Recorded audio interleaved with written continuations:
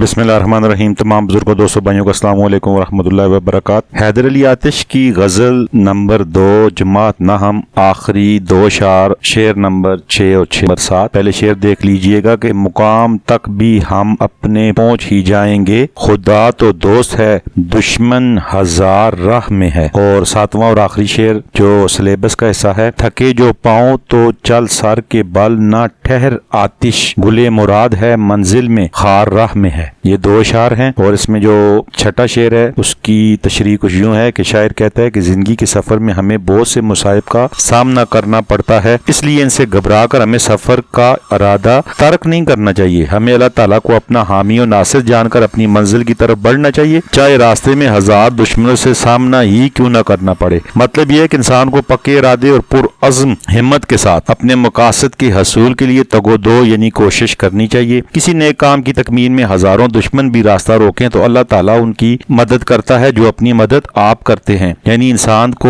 بلند ہمتی اور حوصلے سے کام لے کر جوانمردی سے حالات کا مقابلہ کرنا چاہیے۔ اگر اللہ تعالیٰ مہربان ہو تو پھر ہزاروں کی تعداد میں بھی دشمن ہوں تو وہ انسان کا کچھ نہیں بگاڑ سکتے۔ بقول شاعر، ہو بھرا شہر بھی دشمن تو مجھے کیا غم ہے، ہو بھرا شہر بھی دشمن تو مجھے کیا غم ہے، چاہیے ساتھ میرے صرف خدا کی رحمت، کہ مجھے اللہ پاک کی رحمت چاہیے، اس کے علاوہ مجھے کچھ بھی نہیں چاہیے۔ اگر سارا شہر بھی دشمنوں سے بھرا ہو مجھے تب بھی کوئی غم نہیں۔ اور آخری شعر ہے، تھکیں جو پاؤں تو چل سر کے بل، نہ ٹھہر آتش گلے مراد ہے منزل میں خار راہ میں ہے۔ غزل کے مقطع میں جو غزل کا آخری شعر ہوتا ہے اس کو مقطع کہتے ہیں۔ غزل کے مقطع میں شاعر کی رجائی خیالات عروج پر نظر آتے ہیں، وہ ہر حال میں عمل کی تلقین کرتے دکھائی دیتے ہیں۔ زندگی کے مقاصد میں کامیابی کے لیے اگر سر کے بل بھی چلنا پڑ جائے تو بھی گریز نہیں کرنا چاہیے، یعنی جتنی بھی تکلیفیں اور پریشانیاں آئیں تب بھی حالات کا مقابلہ کرنا چاہیے۔ شاعر کہتا ہے کہ اب شاعر اپنے آپ سے مخاطب ہو کر کہتا ہے کہ اے آتش، اگر نیک مقاصد کی تکمیل میں تیرے پاؤں تھک جائیں چلتے چلتے، ان میں چھالے پڑ جائیں، تب بھی تو سفر جاری رکھ۔ اگر پیروں سے نہیں چل سکتا تو نہ چل، سر کے بال چلنا شروع کر دے۔ اگر راستے میں تکلیفوں کے کانٹے ہیں تو بھی غم نہ کھا، منزل پر تمناؤں کے پھول تو کھلے ہیں، اسی امید پر اپنا سفر جاری رکھ۔ یہ شعر حوصلہ مندی کے جذبے سے بھرپور ہے۔